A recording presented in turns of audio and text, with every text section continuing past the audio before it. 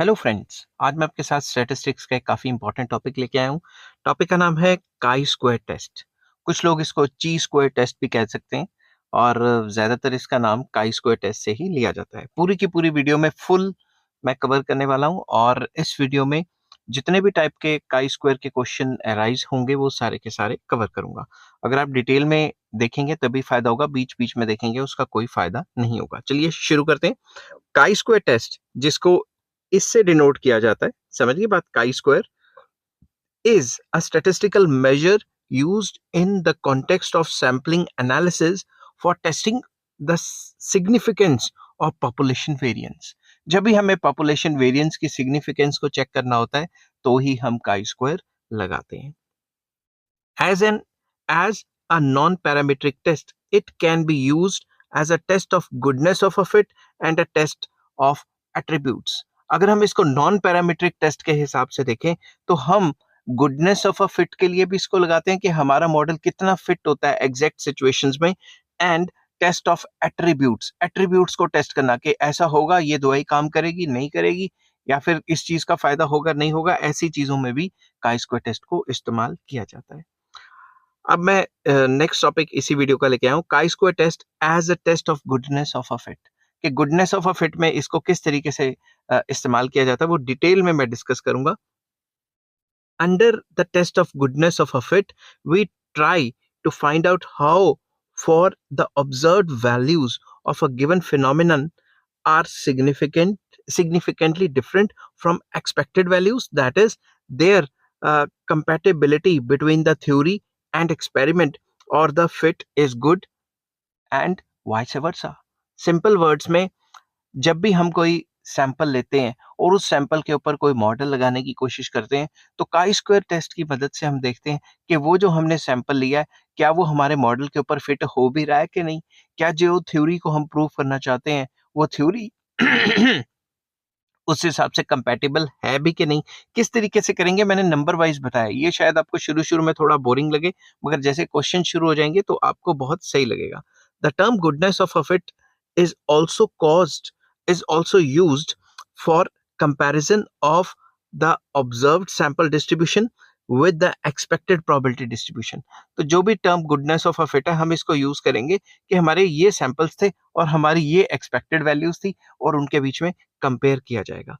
chi-square test determines how well the theoretical distributions, that is binomial or Poisson, fit the empirical distribution those obtained from a sample data। तो जो भी हमने sample data लिया है उसके ऊपर हमारी जो प्रोबेबिलिटी डिस्ट्रीब्यूशंस है, जैसे बायनोमियल हो गया, पॉइजन हो गया, वो कितनी ज्यादा सेट बैठती हैं इसको भी चेक किया जाता है। अब कुछ स्टेप्स हैं, इन स्टेप्स की मदद से ही काई स्क्वायर टेस्ट को आप कर सकते हैं। ये स्टेप्स मैं बताऊंगा आपको और फिर जब मैं आपको क्वेश्चन दिखाऊंगा तो आपको ये स्टेप्स बहुत अच्छे तरीके से याद करने पड़ेंगे। ठीक है, step 1, set up null hypothesis that there is no significant difference between the observed and expected frequencies. आपने जो फ्रीक्वेंसीज ऑब्जर्व की हैं, मतलब जो सैंपल्स लिए हैं, उनमें और एक्सपेक्टेड वैल्यूज में कोई डिफरेंस नहीं है, ये आपने नल हाइपोथेसिस एक्सपेक्ट करने, मतलब नल हाइपोथेसिस लेने हैं शुरू में। That is there is good compatibility between the theory and experiment और द फिट इज गुड। तो इसको इस हिसाब से भी कह सकते हैं कि जो आपकी जो थ्योरी है वो कंपैटिबल है एक्सपेरिमेंट मतलब सैंपल के हिसाब से, या फिर आपका जो फिट है वो गुड है। फिर आपने काई स्क्वायर का फॉर्मूला लगाना है जो है ओ माइनस ई का होल स्क्वायर डिवाइडेड बाय ई का सिग्मा। ओ होता है ऑब्जर्व फ्रीक्वेंसीज, ई होता है एक्सपेक्टेड फ्रीक्वेंसीज। किस हिसाब से करना है ये मैंने पूरा का पूरा डिटेल में क्वेश्चन एक एक क्वेश्चन करके दिखाया हुआ है। फिर आ जाता है degree of freedom. Degree of freedom जो शुरू शुरू में हम यूज करेंगे वो n-1 है, मगर अलग अलग सिचुएशन में अलग अलग डिग्री ऑफ फ्रीडम यूज की जाती है, जो कि मैंने लिखी हुई है। बायनॉमियल डिस्ट्रीब्यूशन में n-1 होगी और पॉइजन डिस्ट्रीब्यूशन में n-2 एंड नॉर्मल डिस्ट्रीब्यूशन में n-3। तो किस हिसाब से ये डिग्री ऑफ फ्रीडम बैठती है ये भी मैं आपको क्वेश्चन वाइज करके बताऊंगा। फिर लास्ट में हम क्या करेंगे, the calculated value of chi square as such is then compared with the table value of chi square. मतलब हमने जो कैलकुलेट किया काई स्क्वायर की वैल्यू उसको टेबल वैल्यू से कंपेयर करके देखेंगे। अगर टेबल वैल्यू ज्यादा आ रही है और कैलकुलेटेड वैल्यू कम आ रही है तो हम एक्सेप्ट कर लेंगे हाइपोथेसिस को, नल हाइपोथेसिस को। और अगर टेबल वैल्यू कम आ रही है और हमारा जो आंसर है मतलब कैलकुलेटेड वैल्यू ज्यादा आ रही है तो रिजेक्ट कर देंगे। ठीक है, आप पॉज करके ये सारे स्टेप्स लिख सकते हैं। अब मैं आपको कुछ कंडीशंस बता रहा हूँ. Conditions for using chi square test. Chi-square test as a goodness of a fit can only be used when n, that is total frequencies, is large. जो total frequencies हैं वो 50 से ज्यादा होनी चाहिए. The sample observations are independent. जो भी आपने samples लिए हैं वो independent होने चाहिए. The constraints on the cell frequencies, if any, are linear. जो भी constraints हैं cell frequencies के वो linear होने चाहिए. Next, no theoretical or expected frequency should be small. जितनी भी जो theoretical frequencies हैं वो 5 से कम नहीं होनी चाहिए. मतलब जो E की वैल्यू है वो 5 से ज्यादा ही होनी चाहिए. अगर 5 से कम होती है तो क्या होगा वो भी मैंने एक क्वेश्चन करके दिखाया हुआ है. If E is less than 5, we use pooling technique. हम दो या दो से ज्यादा चीजों को ऐड कर देते हैं. We add small frequencies with the preceding or succeeding frequency to obtain the required sum greater than 5 and adjust the degree of freedom accordingly. अगर ये जो ऑब्जर्व फ्रीक्वेंसीज हैं वो 5 से कम है तो हम उससे ऊपर वाली या नीचे वाली फ्रीक्वेंसीज में उसको ऐड ऑन कर देते हैं और डिग्री ऑफ फ्रीडम को उस हिसाब से चेंज कर देते हैं. किस तरीके से करते हैं वो भी मैंने करके दिखाया हुआ है एक क्वेश्चन अलग से. अब मैं एग्जांपल लेता हूँ और एग्जांपल को करके दिखाने की कोशिश करता हूँ. सबसे पहले, a die is thrown 180 times with the following results. एक डाइस है वो आपने फेंका 180 टाइम्स. 5 से वो ज्यादा हो गया ना, 50 से क्वांटिटी ज्यादा होगी और उसका रिजल्ट क्या निकला. नंबर टर्न्ड, 1 नंबर 25 टाइम्स आया, 2 इतनी बार आया, 3 इतनी बार, 4 5 6 इतनी बार आए. टोटल कितना हो गया 180. ठीक है, 180 टाइम्स डाई फेंका तो जितने जितने नंबर है वो इस हिसाब से आए. तो अब बेसिकली क्वेश्चन में ये है कि क्वेश्चन की लाइन में लिखना भूल गया कि भाई ये देखो कि ये जो डाई है ये अनबाइस्ड है. ठीक है, तो सबसे पहले हम नल हाइपोथेसिस सेट करेंगे. Set the null hypothesis that die is unbiased. शुरू में हम नल हाइपोथेसिस लेके चलेंगे कि जो डाई है वो अनबाइस्ड है. अब अगर आपको हल्की फुल्की प्रोबेबिलिटी आती है तो जब भी हम प्रोबेबिलिटी में एक्सपेक्टेड फ्रीक्वेंसीज निकालते थे उसका फॉर्मूला क्या होता था, n इंटू पी. एन मतलब टोटल 180 और p मतलब प्रोबेबिलिटी. तो हर एक नंबर के आने का चांस डाई में कितना होता है 1/6. तो 180 को 1/6 से मल्टीप्लाई करेंगे तो हमारी एक्सपेक्टेड फ्रीक्वेंसी जिसको e कहा जाता है वो 30 आ जाएगी. ठीक है, अब मैंने एक टेबल बनाया. ये कौन सी वैल्यूज है, ओ मतलब ऑब्जर्व फ्रीक्वेंसीज. तो ये जो जितनी भी ये सारी की सारी ऑब्जर्व फ्रीक्वेंसीज हैं वो मैंने लिख ली. अब ये ई मतलब एक्सपेक्टेड फ्रीक्वेंसी. एक्सपेक्टेड कितना है मेरा 30. तो मैंने हर एक नंबर की जब एक्सपेक्टेड फ्रीक्वेंसी निकालनी है तो वो 30 ही आएगी. अब नेक्स्ट कॉलम में मैं क्या करूंगा, ओ माइनस ई. जैसे 25 माइनस 30, -5 लिख दिया. 35 minus 30, 40 minus 30, 22 minus 30, 32 minus 30, 26 minus 30. ये सारे के सारे क्या निकल गए, ई एक्सपेक्टेड वैल्यू, ओ माइनस ई सॉरी. ठीक है, तो और जो ओ है ऑब्जर्व्ड वैल्यूज और एक्सपेक्टेड वैल्यूज उनका डिफरेंस मैंने निकाल लिया. नेक्स्ट कॉलम में मैं क्या करूंगा, इनका स्क्वायर कर दूंगा. जैसे -1 -5 का स्क्वायर 25, 5 5 25, 10 10 100, -8 इंटू -8 64, 2 2 4, -4 इंटू -4 16. तो एक बार ये इसका स्क्वायर भी निकल गया. नेक्स्ट मैं कॉलम बनाऊंगा ओ माइनस ई के स्क्वायर डिवाइडेड बाय ई. मतलब ये जो 25 है इसको डिवाइड करना है इससे 30 से. तो हमारे सामने ये आ गया. फिर 25 को 30 से फिर से डिवाइड करेंगे, फिर 100 को 30 से डिवाइड करेंगे, फिर 64 को 30 से डिवाइड करेंगे, 4 को 30 से डिवाइड करेंगे और 16 को 30 से डिवाइड करेंगे तो हमारे आगे ये चीजें आ जाएंगी. फिर इन सब का टोटल लेंगे तो ये सिग्मा बन गया ना. तो कितनी वैल्यू होगी 7.798 ये वैल्यू आ गई. ठीक है, फिर हम क्या करेंगे, डिग्री ऑफ फ्रीडम लगाएंगे. डिग्री ऑफ फ्रीडम को वी भी कहा जाता है और इसका फॉर्मूला क्या था n-1. तो हमारे पास n मतलब टोटल ये जो ऑब्जर्व वैल्यूज में से ये जो n है ये कितना है 6 कैसे आया, जितने भी हेड हेड मतलब हेड कह रहा हूँ, जितने भी डाई हैं उसके जितने भी नंबर्स होते हैं 6 वो टोटल हमारे पास n बन जाएगा. ठीक है, और ये वाला जो n है ये वाला n अलग है. ठीक है, ये टोटल नंबर ऑफ आइटम्स है, ये बात याद रखनी है वो एक्सपेक्टेड वैल्यू निकालने के लिए. तो n-1 मतलब 6 -1 5. मतलब डाई के तो 6 ही फेज होते हैं ना, तो उनमें में से एक माइनस किया तो हमारे पास कितना आ गया 5. और अगर आपको वैसे नहीं याद हो रहा तो ये सारी की सारी आइटम्स कितनी है 6. 6 -1 5. अब काई स्क्वायर टेस्ट को 5% लेवल पे देखते हैं और डिग्री ऑफ फ्रीडम 5 देखते हैं तो इसकी टेबल वैल्यू जो आती है वो आती है 11.07. कैसे आती है, मैं टेबल मैंने यहाँ लिखा हुआ है. ये देखो काई स्क्वायर, ठीक है, ये आ गया 5%. 5% के सामने डिग्री ऑफ फ्रीडम कितनी थी, डिग्री ऑफ फ्रीडम थी 5. तो 5 के सामने देखो और 95% अगर हमने देखना है तो 5% पे देखना पड़ेगा। तो इसके सामने और इसके सामने जब आप देखते हैं तो ये कितना आया 11.07, ठीक है। तो मैंने ले लिया कि टेबल के हिसाब से चेक करें तो 11.07 आती है। अब ध्यान से देखो, ये जो काई स्क्वायर सी मतलब कैलकुलेटेड वैल्यू, हमारी कैलकुलेटेड वैल्यू कितनी है 7.798 और टेबल वैल्यू कितनी है 11.07। तो कैलकुलेटेड वैल्यू कम है और टेबल वैल्यू ज्यादा है, therefore we accept the null hypothesis and conclude that die is unbiased. तो जब भी हमारी कैलकुलेटेड वैल्यू कम है और टेबल वैल्यू ज्यादा है तो हम नल हाइपोथेसिस को एक्सेप्ट कर लेंगे, और अगर कैलकुलेटेड वैल्यू ज्यादा आ गई और टेबल वैल्यू कम है तो रिजेक्ट कर देंगे। तो ये तो था पहले टाइप का क्वेश्चन, ठीक है। एक और एग्जांपल मैं करवाता हूं आपको। द फॉलोइंग फिगर्स शोज, मैंने शोज के स्पेलिंग गलत लिख दी है, ठीक है। The following figure shows, following figure क्या शो करती है आपको, फॉलोइंग फिगर शो करती है आपको डिस्ट्रीब्यूशन ऑफ, 2 मिनट ये सिलेक्शन गलत होगी, distribution of digits in numbers chosen at random from a telephone directory. हमने एक टेलीफोन डायरेक्टरी ली और उसमें से कुछ सैंपल्स लिए और हर एक नंबर कितनी बार आया वो लिखा हुआ है। जैसे डिजिट्स 0 1 2 3 4 5 6 7 8 9, 0 कितनी बार आया उसकी फ्रीक्वेंसी 1 2 3 4 सबकी फ्रीक्वेंसी लिखी है और टोटल नंबर कितने हैं 10,000। ये बात याद रखना, ठीक है। अब टेस्ट करो 5% लेवल पे कि ये जो डिजिट्स हैं ये इक्वली फ्रीक्वेंटली अकर करते हैं कि नहीं, मतलब कि ये डायरेक्टली किसी पर्टिकुलर नंबर को फेवर तो नहीं कर रही। ये है हमारा क्वेश्चन, ठीक है।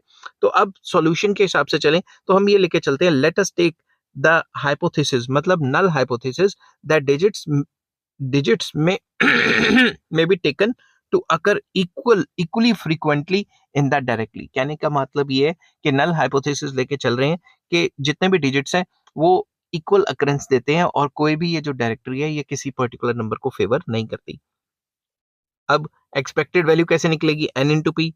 एन कितना है यहाँ पे 10,000 ये वाला, ठीक है 10,000। और ये सारे नंबर कितने 0 से 9 तक 10, तो हर एक नंबर के आने का चांस क्या हुआ 1/10।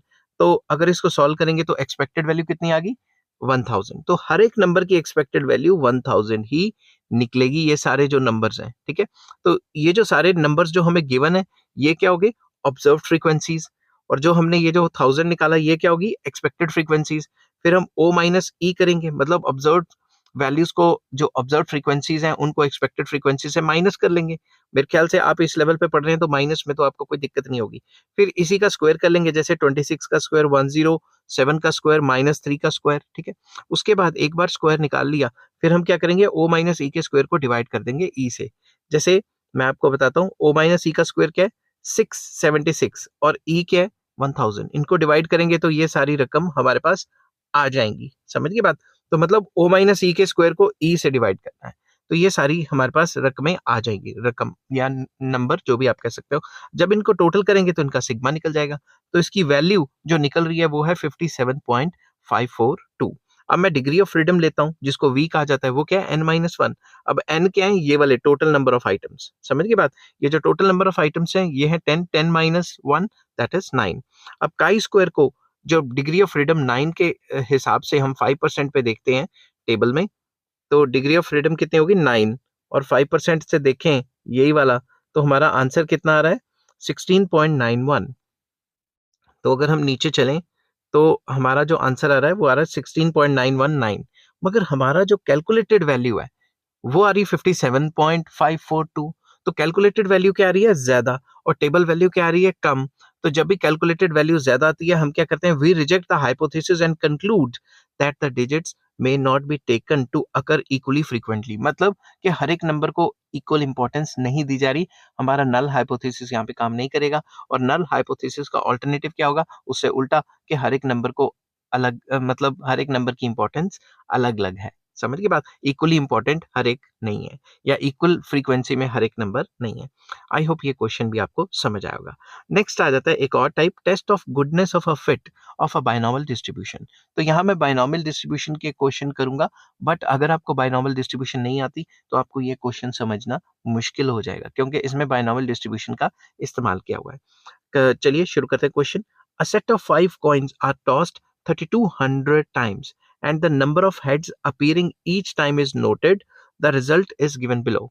हमने क्या किया, हमने जो 5 सिक्के हैं वो 3200 टाइम्स फेंके, ठीक है।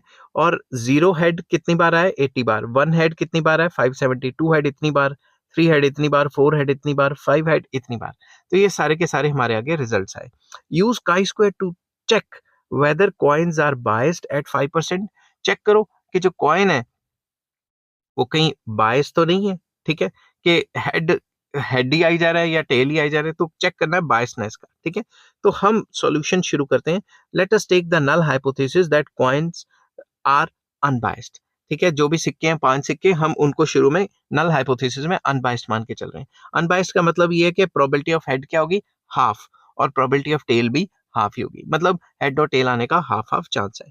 On the basis of null hypothesis the expected number of heads in a toss of 5 coins is calculated with the help of binomial distribution। और binomial distribution का फॉर्मूला ये होता है NCX Q raised to power n minus x P raised to power x। अब ये जो x की values हैं ये 5 तक जाएंगी, 0 1 2 3 4 5, ठीक है। और ये जो स्मॉल n है ये मैंने आपको बाइनोमियल डिस्ट्रीब्यूशन में भी बताया, ये 5 निकलेगा। स्मॉल n कहां से निकलता है, 0 को छोड़ के बाकी सारे नंबर। याद रखना, ये मैंने बाइनोमियल डिस्ट्रीब्यूशन में भी बताया था। अगर आपको नहीं पता लग रहा तो पहले आपको प्रोबेबिलिटी की वीडियो देखनी पड़ेगी जाके। तो ये जो कैपिटल एन है ये है टोटल नंबर ऑफ सिक्के कितनी बार उछाले। जो क्वेश्चन में हमें गिवन है वो है 3200 times. Probability of success half, failure की भी कितनी है, हाफ। अब आपको बाइनोमियल डिस्ट्रीब्यूशन टेबल बनाना पड़ेगा, ठीक है। तो इसमें हम एक्स की वैल्यू वही ले लेते हैं 1 2 3 4 5। इसका जो फॉर्मूला होता है कैपिटल एन कितना है हमारी प्रॉब्लम में 3200। उसके बाद n C x q raise to power n minus x p raise to power x. तो हमने क्या करना है, सबसे पहले एक्स की वैल्यू 0 डाल लेनी है इधर, ठीक है। फिर एक्स की वैल्यू 1 डाल लेनी है, फिर 2 डाल लेनी है, 3 डाल लेनी है, ठीक है, 4 डाल लेनी है। अब ये एनसीएक्स कैसे सॉल्व होता है ये भी मैंने प्रोबेबिलिटी में बताया हुआ, अगर मैं यहाँ बताने बैठ गया तो फिर ये वीडियो बहुत लंबी हो जाएगी। तो अगर आपको प्रोबेबिलिटी आती है तभी आप ये अच्छे तरीके से कर पाएंगे, ठीक है। अब इनको सॉल्व करेंगे तो ये वैल्यूज आ जाएंगी, ठीक है। इनको सॉल्व करके ये सारी वैल्यूज आ जाएंगी और ये सारा का सारा रिपीट चल रहा है। ये बाइनोमियल डिस्ट्रीब्यूशन के अंदर मैंने समझाया हुआ है। अगर आपको बाइनोमियल डिस्ट्रीब्यूशन की वीडियो नहीं मिली या नहीं मिलती, आप मुझे कमेंट्स में बताएं, मैं आपको लिंक शेयर कर दूंगा, ठीक है। तो सबसे पहले हमने ये निकाल लिया। अब ये जो वैल्यूज निकाली हैं हमने बोल बोल के गला बैठ जाता है बीच बीच में। तो हमने ये जो वैल्यूज निकाली हैं ये हमारा निकला एक्सपेक्टेड फ्रीक्वेंसी। और जो क्वेश्चन में गिवन थी वैल्यूज, ये वाली वैल्यूज ये है ऑब्जर्व फ्रीक्वेंसी। तो सबसे पहले हम इधर जाएंगे, ऑब्जर्व फ्रीक्वेंसी जो हमारी थी एज इट इज क्वेश्चन में, फिर हमारी एक्सपेक्टेड जो हमने ये बाइनोमियल डिस्ट्रीब्यूशन के थ्रू निकाली है। अब क्या करेंगे, ओ माइनस ई, जैसे 80 माइनस 100 माइनस 20, इन को माइनस कर लेंगे। फिर क्या करेंगे, इनका स्क्वायर, जैसे माइनस 20 का स्क्वायर, 70 का स्क्वायर, 100 का स्क्वायर। स्क्वायर करने के बाद इसको ई से डिवाइड कर देंगे। मतलब ये जो 400 है डिवाइडेड बाई ई मतलब 100, तो ये आ गया 4। ये 4900 डिवाइडेड बाय 500 दैट इज 9.8। ऐसे सबको डिवाइड कर देंगे, इन सारों को इनसे डिवाइड कर देंगे, तो हमारे आगे ये जो है रिजल्ट्स आ जाएंगे। इन सब का सिग्मा मतलब टोटल करेंगे, वो आ जाएगा 58.8। अब जो डिग्री ऑफ फ्रीडम है, जो v होता है, वो है n-1। n-1 मतलब n कितना है यहाँ पे 6, 6 माइनस 1 5। अब ये जो 5 के हिसाब से अगर हम टेबल वैल्यू देखते हैं तो वो 11.07 ही आती है। मैं टेबल की तरफ जाता हूँ, तो अगर डिग्री ऑफ फ्रीडम 5 देखें यहाँ से, तो 95% पे यही रिजल्ट आ गया ना हमारा। 5 डिग्री ऑफ फ्रीडम, ये डिग्री ऑफ फ्रीडम है। और ये 95% पे अगर हम देखें, 95% पे अगर हम देखें तो ये 11.07 आ रहा है। तो अगर मैं इसी हिसाब से चलूं तो जो टेबल वैल्यू है वो 11.7 आ रही है, मगर हमारी कैलकुलेटेड वैल्यू ज्यादा आ रही है। तो जब भी कैलकुलेटेड वैल्यू ज्यादा आती है वी रिजेक्ट नल हाइपोथेसिस और कंक्लूड करते हैं कि जो कॉइन है वो बायस्ड है, वो फेवर में जा रहा है हेड की। समझ गए बात। अब एक और क्वेश्चन जो कि पॉइजन डिस्ट्रीब्यूशन से रिलेटेड है, ये बाइनोमियल डिस्ट्रीब्यूशन से था, ये पॉइजन डिस्ट्रीब्यूशन से रिलेटेड है। अगर आपको पॉइजन डिस्ट्रीब्यूशन नहीं आती तो आपको पहले पॉइजन डिस्ट्रीब्यूशन करनी पड़ेगी, तभी ये पॉइजन डिस्ट्रीब्यूशन के क्वेश्चन सॉल्व हो पाएंगे। Example, the number of defects per unit in a sample of 330 units of manufactured products was found as follows. Number of defects, 0 defect, 1 defect, 2 defect, 3 defect, 4 defect. Units, 0 defect के कितने unit से 2214, 1 defect के 92, जिनमें 2 defects थे वो थे 20, 3 defects वाले 3 and 4 defect वाले 1. Fit a Poisson distribution of the data and fit a Poisson distribution to the data and test goodness of it. Given that e raised to power minus 0.439 is equals to 0.6447. अब poison distribution की ये जो value है ये किस तरीके से निकालनी है, मैंने पॉइजन डिस्ट्रीब्यूशन या प्रोबेबिलिटी की जो टॉपिक्स है उसमें बताई हुई है। कभी कभी ये पेपर में गिवन होती है और कभी कभी पेपर में नहीं गिवन होती। किस हिसाब से निकालते हैं वो भी मैंने समझाया हुआ है। अगर आपको वो वीडियो देखनी है तो मुझे कमेंट्स में कह देना, मैं उसका भी लिंक आपको सेंड कर दूंगा। तो सबसे पहले हम फिटिंग ऑफ पॉइजन डिस्ट्रीब्यूशन करेंगे। हमारे आगे ये जो नंबर ऑफ डिफेक्ट्स लिए हैं इनको हमने एक्स ले लिया और ये कितनी बार आए हैं इनको हमने फ्रीक्वेंसी ले लिया। अब ध्यान से देखना, मैंने जब वीडियो शुरू की थी मैंने आपको बताया था 5 से कम होंगे फ्रीक्वेंसीज। अब इसमें मैंने जानबूझ के 5 से कम वाला क्वेश्चन करवाया ताकि आपको उस तरीके का क्वेश्चन भी एक बता सकूं। तो नेक्स्ट मैं करूंगा एफ एक्स मतलब इनको मल्टीप्लाई करके मीन निकालने की कोशिश करूंगा। तो sigma F x over sigma F क्या होता है, मीन को हम स्मॉल एम से डिनोट करते हैं यहाँ पॉइजन डिस्ट्रीब्यूशन में। तो मीन निकला है 0.439। अब प्रोबेबिलिटी ऑफ जीरो डिफेक्ट, ठीक है।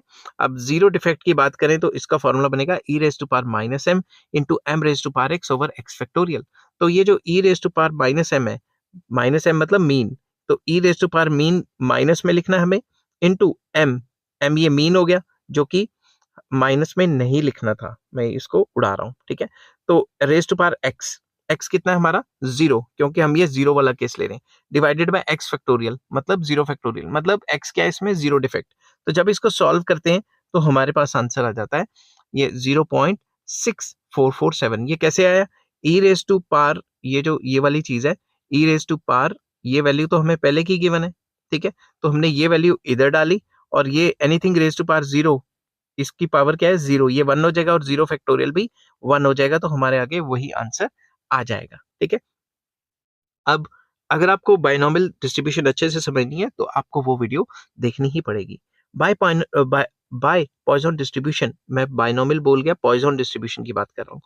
Bye Poisson distribution the expected frequencies are, अब ये जो एक्सपेक्टेड फ्रीक्वेंसीज निकलती थी पॉइजन डिस्ट्रीब्यूशन में, इसकी भी वीडियो बनी हुई है। अगर आपको ये नहीं समझ आएगा प्रोसेस तो पहले आपको वो वीडियो देखनी पड़ेगी।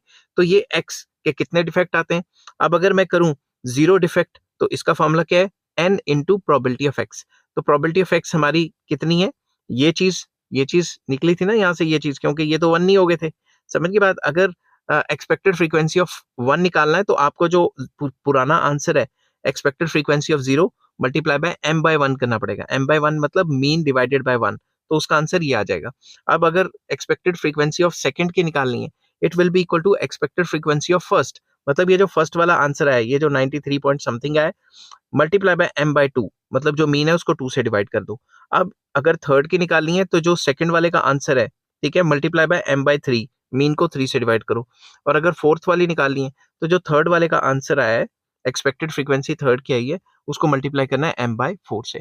तो ये तरीका है। अगर आपको ये तरीका समझ नहीं आया तो आपको पॉइजन डिस्ट्रीब्यूशन की वीडियो देखनी पड़ेगी और वो मैंने पहले से बनाई हुई है। अगर आपको वो नहीं मिलती तो आप डिस्क्रिप्शन में मुझे कमेंट कर सकते हैं। अब let us take null hypothesis that there is no significant difference between observed frequencies and the frequencies obtained by fitting Poisson distribution। तो हम ये null hypothesis लेके चलते हैं कि ये जो expected values हैं और जो observed values हैं जो हमें क्वेश्चन में गिवन थी, इनमें कोई फर्क नहीं है। तो मैंने एक तरफ तो डिफेक्ट्स लिख लिए, एक तरफ ऑब्जर्व फ्रीक्वेंसीज, एक तरफ एक्सपेक्टेड।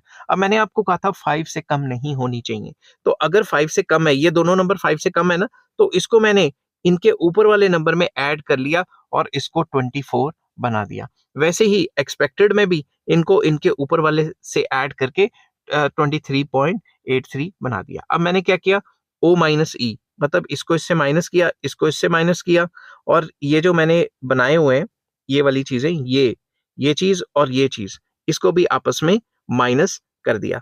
तो अगर मैं 24 को माइनस करता हूं 23.83 से तो ये रिजल्ट आता है। अब इसका डिग्री ऑफ फ्रीडम पे असर पड़ेगा, क्या पड़ेगा वो मैंने डिस्कस किया है। और अब मैं इनका स्क्वायर कर लूंगा। अब मैंने क्या किया, इनका स्क्वायर। अब फिर मैंने क्या किया, ई से डिवाइड किया। जैसे 1.5625 डिवाइडेड बाई ई कितना है 212.75, तो ये आ गया। इसको इसकी एक्सपेक्टेड वैल्यू से जब हमने डिवाइड किया तो हमारे आगे ये रिजल्ट आया। ये वाली चीज को ओ माइनस ई के स्क्वायर को हमने एक्सपेक्टेड से डिवाइड किया तो हमारे आगे ये वाला रिजल्ट आया। जब इन सबको टोटल करेंगे तो सिग्मा आ गया 0.0295।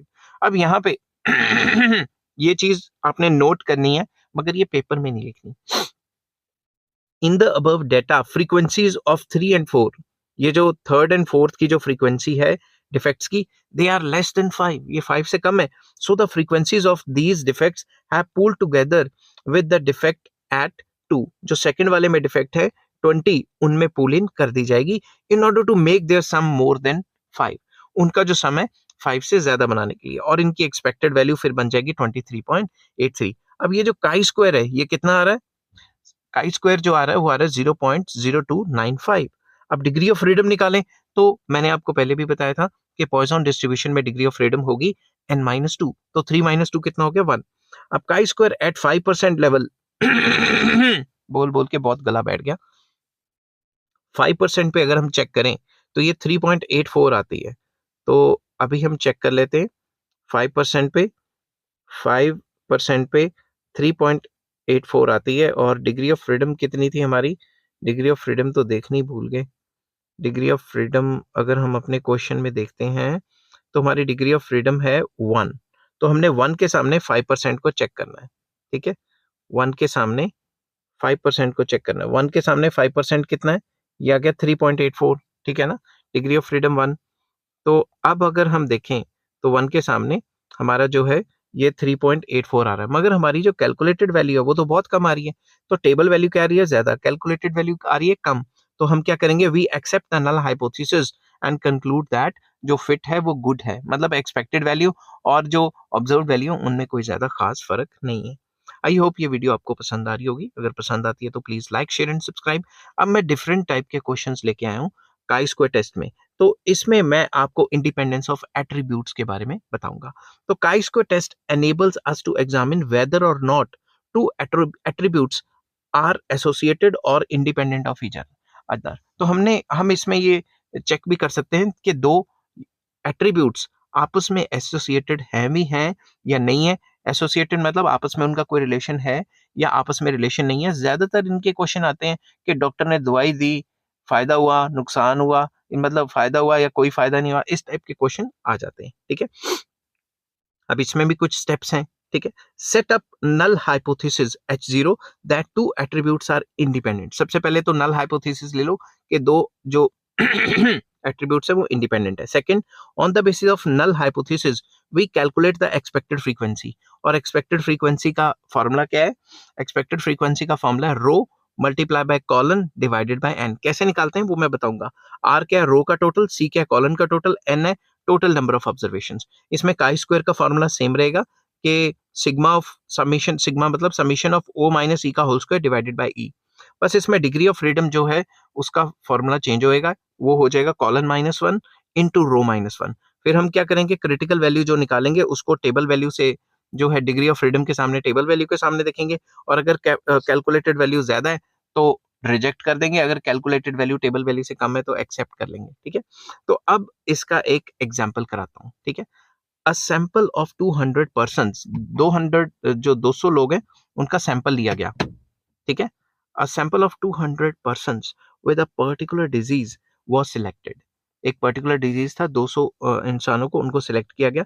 Out of them 100 were given drugs या drug and others were not. 100 को क्या दिया गया? ड्रग्स दिया गया, और बाकियों को ड्रग नहीं दिया गया। समझ गए बात? उनको ड्रग्स दिया गया और बाकियों को ड्रग्स नहीं दिया गया। ठीक है, the results were observed as follows. जो रिजल्ट्स आए वो फॉलो हैं।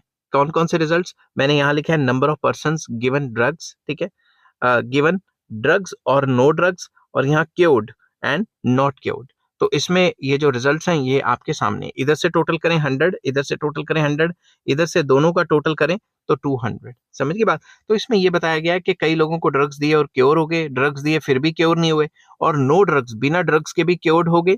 ठीक है, और no drugs and no cure वो केसेस भी दिए हुए हैं। अब हमने टेस्ट करना है, test whether the drug has been effective in curing the disease. क्या ड्रग से जो डिजीज है वो क्योर हो भी पा रहा है कि नहीं हो पा रहा। अब let us null hypothesis, let us take, let the null hypothesis, यहाँ लेट अस टेक भी लिख सकते थे। तो let the null hypothesis be the drug has not been effective in curing the disease. हम नल हाइपोथेसिस ले रहे हैं कि ड्रग का और जो क्योर का है उसका आपस में कोई रिलेशन नहीं है। शुरू में एट्रीब्यूट्स में यही लेके चलना है कि जो एट्रीब्यूट्स हैं वो इंडिपेंडेंट है। On the basis of null hypothesis the expected frequencies are calculated as under. तो सबसे पहले मैं आपको थोड़ा सा इसको जूम आउट करता हूँ। ये वाली जो चीज है उसको मैंने लिया हुआ है E11, ठीक है, expected value of first row first column. इसका फॉर्मूला है row multiply by column divided by n. तो ये जो रो है, ध्यान से देखना, मैं इसको रब कर देता हूँ। रो जो है उसका टोटल कितना है 120, फिर कॉलन जो है इसका टोटल कितना है 100, ये वाले कॉलन की बात कर रहे हैं, ठीक है, और डिवाइडेड बाय एन, मतलब दोनों का सबका टोटल नंबर ऑफ आइटम्स कितनी है 200। इससे क्या निकला 60। तो अब मैं इस जगह पे एक्सपेक्टेड फ्रीक्वेंसी लिख दूंगा 60। यहां तक कोई परेशानी? अब इसके बाद अगर चलें तो हमें ये पता है कि इसका कॉलन का टोटल और रो का टोटल कितना है, वो तो हमें गिवन है। तो अब अगर आप ध्यान से देखें, इसका टोटल है 100, तो ऊपर वाला हम 60 निकाल चुके हैं, तो ये 40 बचा ना। अब इसका टोटल हमें गिवन है 120, जो कि गिवन है 120, ठीक है। अब अगर 120 है, ये 60 निकाल चुके हैं पहले से ही, तो ये 60 बचा ना, क्योंकि 60 प्लस 60 120 तभी आएगा ना। उसके बाद इसका टोटल गिवन है 80, तो अगर ये 40 है तो 40 आया ना, तभी तो 80 बनेगा। अब यहां से चेक करेंगे तो ये भी 100 बन जाएगा। तो कहने की बात है, ये सारी की सारी एक चीज निकालनी है, बाकी चीजें अपने आप ही निकल जाएंगी। ये चीजें आपको पहले की गिवन होंगी, ठीक है। अब ये जो चीजें हैं ये क्या है, ऑब्जर्व फ्रीक्वेंसीज। ऑब्जर्व फ्रीक्वेंसीज क्या थी, जो ये चारों की चारों हमें गिवन थी। तो ये ऑब्जर्व फ्रीक्वेंसी के सामने आमने सामने वही लिखनी है जो एक्सपेक्टेड आई है। जैसे मैं आपको बता दूं कि 55 45 लिखा है, तो जैसे यहाँ लिखा है 55 45, तो इसके सामने वाली 60 और 40 है, तो सामने वाली ही लिखनी है। अगर आप उलट पुलट करके कुछ लिख दोगे तो आपका काम तमाम समझो, ठीक है। तो एक्सपेक्टेड वैल्यूज लिख ली, उसके बाद वही प्रोसीजर O माइनस ई किया कि 55 माइनस 60 दैट इज -5, ऐसे करके फिर O माइनस ई का स्क्वायर किया और लास्ट में ई से डिवाइड कर दिया, मतलब 25 को डिवाइड किया 60 से, that will be equal to 0.416। इस तरीके से हमने सारी वैल्यूज निकाली और ये बन गया सिग्मा, मतलब समीशन ऑफ O माइनस ई का स्क्वायर डिवाइडेड बाय ई, जिसकी वैल्यू आ रही है 2.082। अब ये जो काई स्क्वायर की वैल्यू आ रही है वो आ रही है 2.082। अब डिग्री ऑफ फ्रीडम देखें तो क्या है, कॉलन -1 और रो -1, कॉलन और रो -1 करके आपस में मल्टीप्लाई कर दिया, 1 आ गई डिग्री ऑफ फ्रीडम। 5% पे, जैसे कि मैंने पिछले क्वेश्चन में भी चेक किया था, ये 3.84 आ रही थी। तो हमारी जो कैलकुलेटेड वैल्यू है वो आ रही है कम, जो टेबल वैल्यू है वो ज्यादा आ रही है। तो हम क्या करेंगे, we accept the null hypothesis and conclude that drug has not been effective in curing the disease. मतलब कि ये दोनों के दोनों जो एट्रीब्यूट्स हैं वो इंडिपेंडेंट है, इनका आपस में कोई लेना देना नहीं है। इसी तरीके का एक और क्वेश्चन कराता हूं जिसमें 3 सिचुएशंस गिवन होंगी, 3 चीजें गिवन होंगी, ठीक है। तो चलिए शुरू करते हैं। एग्जाम्पल एक और है, a milk producers union wishes to test whether the preference pattern of consumer for its product is dependent on income levels, कि जो भी वो प्रोडक्ट को प्रेफर करते हैं वो इनकम पे डिपेंड करता है कि नहीं करता। A random sample of 500 individuals gives the following data. तो यहाँ पे हमने प्रोडक्ट प्रेफर्ड लिख दी, यहाँ पे income low income medium income and high income. यहाँ पे प्रोडक्ट A B C, और लो इनकम वाले कितने कितने प्रोडक्ट खाते हैं, मीडियम इनकम वाले और हाई इनकम वाले। अब इनका हमने टोटल भी कर लिया है और इस तरीके से भी हमने टोटल कर लिया है। तो हमने दोनों तरीके से हमने इसका टोटल कर लिया है, ठीक है।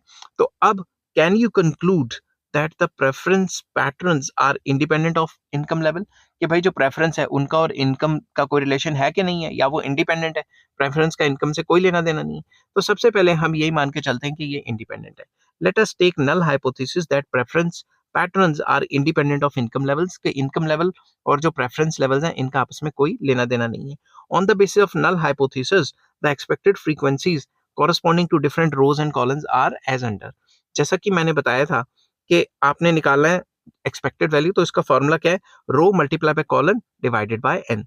तो अब मैं आपको बताता हूँ कि ये किस तरीके से निकालना है। तो अगर मैं E11 निकाल रहा हूँ, मतलब 170 वाला, ठीक है, expected value of first row first column, तो इसका फॉर्मूला क्या होगा, रो का टोटल, ये क्या होगा, रो का टोटल, रो का टोटल कितना है 280 मल्टीप्लाई बाय सी मतलब कॉलन का टोटल, कॉलन का टोटल कितना है 240 डिवाइडेड बाय एन, मतलब सबका टोटल कितना है 500। तो ये चीज निकल गई। अब मैं क्या करूंगा, E12 का निकालूंगा। E12 क्या है, यहाँ पे आता है, ठीक है। अब इसमें रो का टोटल कितना है, रो का टोटल है 280, ठीक है, और कॉलन का टोटल कितना है यहाँ पे 65 डिवाइडेड बाय सबका टोटल कितना है 500, तो इससे ये चीज निकल गई। समझ गई बात, 36.4 आ गया। अब मैं क्या करूंगा, इन दोनों का भी निकालूंगा। वैसे ही सेम प्रोसीजर, रो का टोटल कितना है 135, कॉलन का टोटल कितना है 240, और एन से डिवाइड किया तो ये चीज निकल गई। सिमिलरली मैं इसका निकालूंगा, रो का टोटल कितना है 135, कॉलन का टोटल कितना है 65, डिवाइडेड बाय एन करूंगा तो निकल जाएगा। तो ये एक्सपेक्टेड फ्रीक्वेंसीज आपको निकालनी ही पड़ेंगी। अब आपने एकदम से ध्यान से देखना, ये 4 एक्सपेक्टेड फ्रीक्वेंसीज निकाल ली, सारी निकालने की जरूरत नहीं है। अब हम क्या करेंगे, ये चीजें तो हमें गिवन है, अब हम क्या करेंगे, ये जो टोटल है ना, इनमें में से इनका टोटल माइनस करेंगे तो ये चीज आ जाएगी। ठीक है, वैसे ही ये जो हमें टोटल गिवन है, इनमें इनका टोटल माइनस करेंगे तो ये चीज आ जाएगी। सिमिलरली इन दोनों को टोटल करेंगे, मैं इसको फिर से करता हूँ, इन दोनों का टोटल करेंगे और इस टोटल से माइनस करेंगे तो ये चीज आ जाएगी। ये चीज निकालने के लिए हम क्या करेंगे, ये जो टोटल है ऊपर 36.4 एंड 17.55, इसको 65 से माइनस करेंगे तो ये चीज आ जाएगी। एंड सिमिलरली ये जो 109.2 एंड 52.65 है, इनका टोटल करके 195 से माइनस करेंगे तो 33.15 आ जाएगा। और इन दोनों के टोटल को अगर हम इससे माइनस करेंगे तो भी निकल जाएगी। मतलब आपको टोटल करके जो गिवन वैल्यूज हैं उससे माइनस करना है। आई होप ये टॉपिक आपको समझ आ रहा होगा। अब सिमिलरली ओ क्या है, ऑब्जर्व फ्रीक्वेंसीज। अब ये जो उन्हीं के सामने जो एक्सपेक्टेड फ्रीक्वेंसीज आई हैं वो हम यहाँ पे पुट कर लेंगे। ये बात याद रखना, जो भी ऑब्जर्व फ्रीक्वेंसी है, जैसे ऑब्जर्व फ्रीक्वेंसी है 170 और इसकी एक्सपेक्टेड है 134.4, तो यही आमने सामने होनी चाहिए। ये नहीं कि ऑब्जर्व्ड कोई और लिख दिया और एक्सपेक्टेड यहाँ से उठा के लिख दी। समझिए बात, ऐसा नहीं होना चाहिए। फिर उसके बाद क्या करेंगे, ओ माइनस ई का स्क्वायर, सॉरी ओ माइनस ई, आपने क्या करना है, ये माइनस करके आमने सामने लिख देने, ये माइनस कर करके। ठीक है, तो जब आप ये माइनस करके आमने सामने लिख देंगे, उसके बाद क्या करेंगे, इसका करेंगे स्क्वायर, स्क्वायर करेंगे। तो जो भी नंबर आया उसका स्क्वायर कर करके आपने सामने लिख दिया। एक बार स्क्वायर को सामने लिख दिया, उसके बाद क्या करेंगे, ई से डिवाइड करेंगे। ठीक है, ई से कैसे डिवाइड करेंगे, ओ माइनस ई के स्क्वायर को ई से डिवाइड करेंगे। मतलब जैसे ये 1267.36, इसको ई की वैल्यू से डिवाइड करेंगे 134.4 को, तो हमारे आगे ये रिजल्ट्स आ जाएंगे। तो आपने ये जो सारे नंबर है उनको डिवाइड करना है, किससे, ई की वैल्यू से, इन सारे नंबर से डिवाइड करना है, तो आपके सामने ये आंसर्स आ जाएंगे। तो अगर इनका टोटल करेंगे वो आ जाएगा इनका सिग्मा, तो वो क्या होगा, काई स्क्वायर की वैल्यू। तो काई स्क्वायर की वैल्यू 51.03 आ रही है।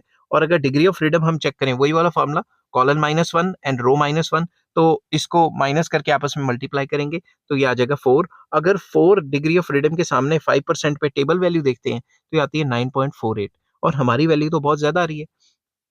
तो हम कंक्लूड करेंगे कि जो काई स्क्वायर की जो टेबल वैल्यू है वो कम आ रही है और हमारी कैलकुलेटेड वैल्यू ज्यादा आ रही है। इस वजह से हम रिजेक्ट करते हैं नल हाइपोथेसिस को और कंक्लूड करते हैं कि the preference patterns are not independent of income level. मतलब इनकम के हिसाब से लोग जो प्रोडक्ट्स हैं वो प्रेफर करते हैं। अब इसमें एक और टाइप का क्वेश्चन है जो कि जो कि बहुत आसान है, मगर ये सिर्फ 2x2 के टेबल पे ही लगता है। Alternative formula for calculating chi square in a 2x2 model. इसमें मान लो 2x2 मॉडल में ये होता है ए बी, ये होता है सी डी। अगर इसको टोटल करेंगे ए बी आ गया, इसको टोटल करेंगे सी डी आ गया, इनको टोटल करेंगे तो ये बन जाएगा ए सी, इनको टोटल करेंगे ये बन जाएगा बी डी, और एन क्या होता है, टोटल नंबर ऑफ आइटम्स। अब कई बुक्स में ये फॉर्मूला दिया हुआ है कि डायरेक्टली ये काई स्क्वायर का फॉर्मूला लगाओ और काम तमाम। जैसे फॉर्मूला क्या है, एन मतलब ये number of items total, bracket में a d minus b c whole over a plus c, मतलब ये जो चारों चीजें हैं ये आपस में नीचे लिख दी। Note this formula is rarely used in finding the value of chi square as it is not applicable uniformly to all cases. ये सिर्फ 2x2 पे अप्लाई होता है, 3x3 के केस में जो मैंने पिछला वाला करवाया था ये 3x3 के केस में अप्लाई नहीं होता। ठीक है, इसका क्वेश्चन करके दिखा देता हूं। In an anti malaria campaign in a certain area, quinine quinine जो है, क्विनीन वाज एडमिनिस्ट्रेटेड टू, मतलब क्विनीन जो दवाई है वो दी गई 812 पर्सन को out of the total population of 3248। The number of fever cases are, जैसे ट्रीटमेंट दिया, फीवर हुआ, नो फीवर हुआ, और टोटल क्विनीन, नो क्विनीन, और इनका भी टोटल आपको यहाँ पे गिवन है। ठीक है, अब discuss the usefulness of quinine, कि भाई मलेरिया की जो एंटी मलेरिया उसका कोई फायदा भी हुआ देने का। तो सबसे पहले let us take null hypothesis के क्विनीन इफेक्टिव नहीं रही, मतलब दोनों इंडिपेंडेंट है, दवाई देने का कोई फायदा नहीं हुआ। अब जो टेबल था वो वैसे का वैसे ही लिख दिया। ठीक है। अब इसमें मैंने ये ए ले लिया, ये बी ले लिया, ये सी ले लिया, ये डी ले लिया, तो ये ए प्लस बी हो गए, ये सी प्लस डी हो गए, ये ए प्लस सी, ये बी प्लस डी और ये एन। चुपचाप उठा के इस फॉर्मूला में सारे नंबर्स डाल दिए। जब नंबर डाले हमारे आगे ये रिजल्ट आ गया।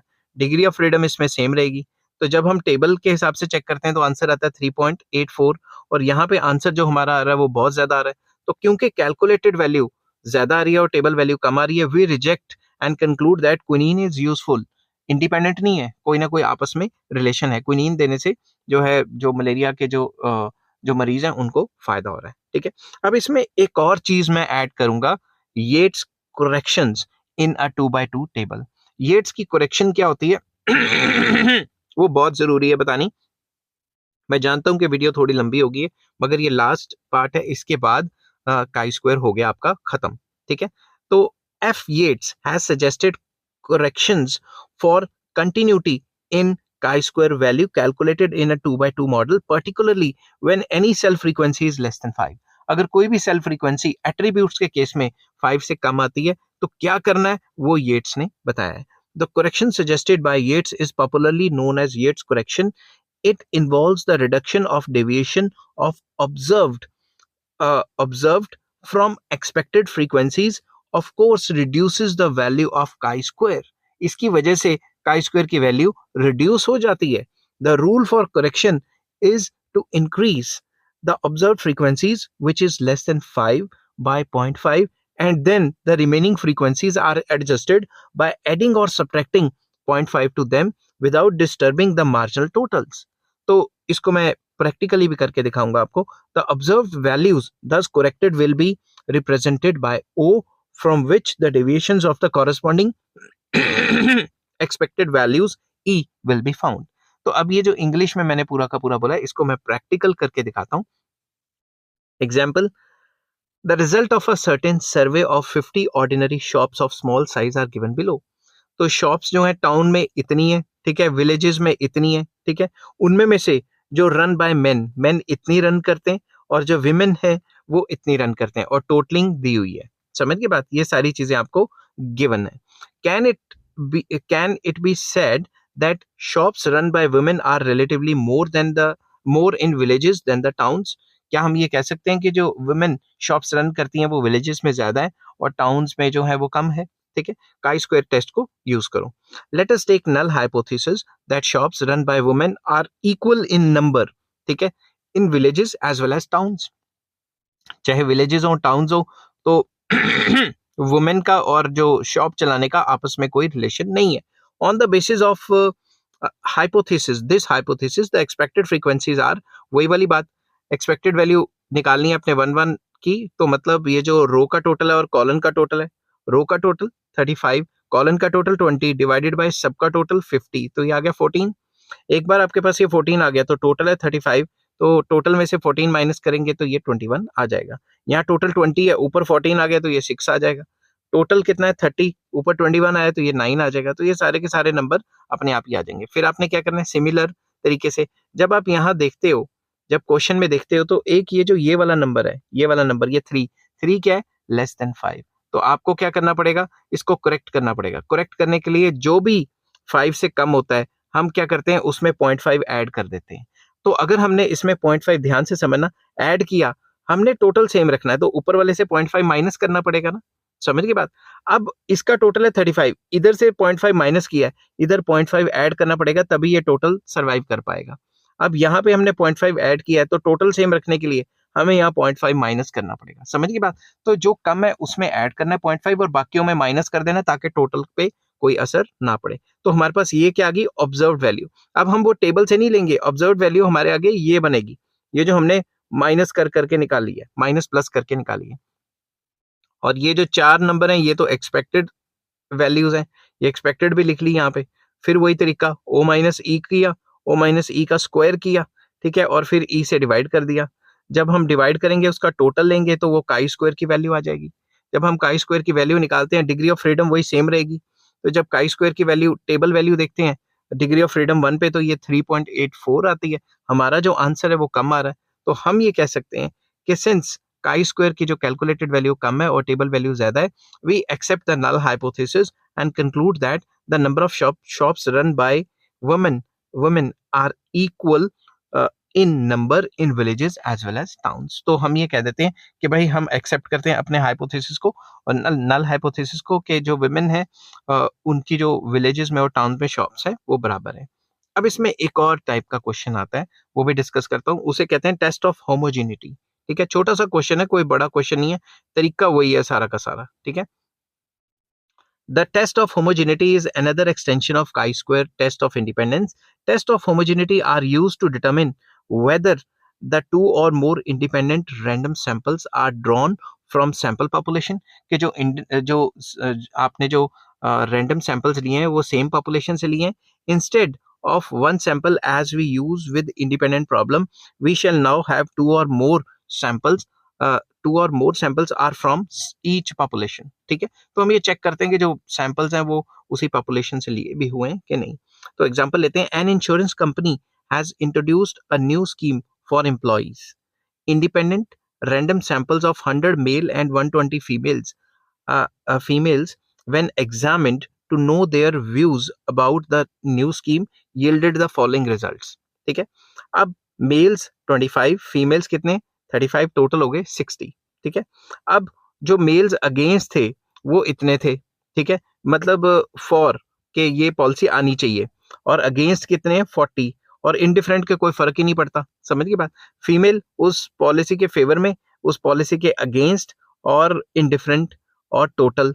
तो यहां से भी इनका टोटल ले लिया। ठीक है, अब use chi square test at 5% to determine whether the two samples have come from homogeneous populations और नॉट, कि जो भी हमने सैंपल लिए हैं वो होमोजीनियस पॉपुलेशन से लिए हैं कि नहीं लिए। तो सबसे पहले let us take null hypothesis that two samples have come from homogeneous population, जो होमोजीनियस सेम पॉपुलेशन से हमने लिए, अलग अलग जगह से नहीं लिए। On the basis of hypothesis the expected frequencies are, वही तरीका जो मैंने आपको बताया था। क्या है, रो का टोटल कितना है 100, फिर कॉलन का टोटल कितना है 60, डिवाइडेड बाय ये जो सब का टोटल है, टोटल नंबर ऑफ आइटम्स, तो ये कितना निकल गया एक्सपेक्टेड वैल्यू। ऐसे ही हमने एक्सपेक्टेड वैल्यू निकाल ली इसकी E12 की, मतलब ये वाली भी निकाल ली। जब ये वाली निकाली, टोटल से माइनस करेंगे, हमने ये दो वैल्यूज निकाल दी, टोटल से माइनस करेंगे ये चीज आ जाएगी, टोटल से माइनस करेंगे ये आ जाएगा, टोटल से माइनस करेंगे ये आ जाएगा, टोटल से माइनस करेंगे ये आ जाएगा, सारे आ जाएंगे। फिर जैसा कि मैं आपको पहले बता चुका हूँ, ऑब्जर्व फ्रीक्वेंसीज लिख ली। अब ये जो एक्सपेक्टेड है, ये आमने सामने जो ऑब्जर्व के सामने एक्सपेक्टेड आई है वही लिखनी है। फिर इसका क्या किया, ओ माइनस ई किया, फिर ओ माइनस ई का स्क्वायर कर दिया। इसमें मैं टाइम वेस्ट इसलिए नहीं कर रहा क्योंकि ये टॉपिक ही ऐसे लेवल का है कि आपको माइनस प्लस और स्क्वायर तो आता ही होगा। फिर मैंने जो ओ माइनस ई का स्क्वायर है उसको ई से डिवाइड किया, मतलब ये जो 5.29 है इसको डिवाइड किया 27.3 से, तो ये रिजल्ट सामने आ गए। अब हम इसका सिग्मा निकालेंगे तो वो काई स्क्वायर आ गया। जब हम डिग्री ऑफ फ्रीडम में देखते हैं, कॉलन -1 इंटू रो -1 करके, तो डिग्री ऑफ फ्रीडम 1 आ रही है, और 1 के सामने पहले भी निकल चुका है, 3.84 रिजल्ट आता है। मगर हमारी जो कैलकुलेटेड वैल्यू है वो कम है, और टेबल वैल्यू जो है वो 3.84 है, वो जो कि ज्यादा आ रही है। सो हम क्या करते हैं, we accept the null hypothesis and conclude that two samples have come from homogeneous population. हम ये मतलब ड्रॉ कर लेते हैं कंक्लूजन कि हमारे टेस्ट के हिसाब से जो हमने डिफरेंट सैंपल्स लिए हैं वो सेम पॉपुलेशन से ही आ रहे हैं। आई होप ये वीडियो आपको पसंद आई होगी। अगर पसंद आती है तो please like share and subscribe. अब स्टैटिस्टिक्स के बाकी वीडियोस के लिए अगर आपको चाहिए तो मुझे आप कमेंट कर सकते हैं, मैं आपको लिंक प्रोवाइड कर दूंगा। Take care, bye bye.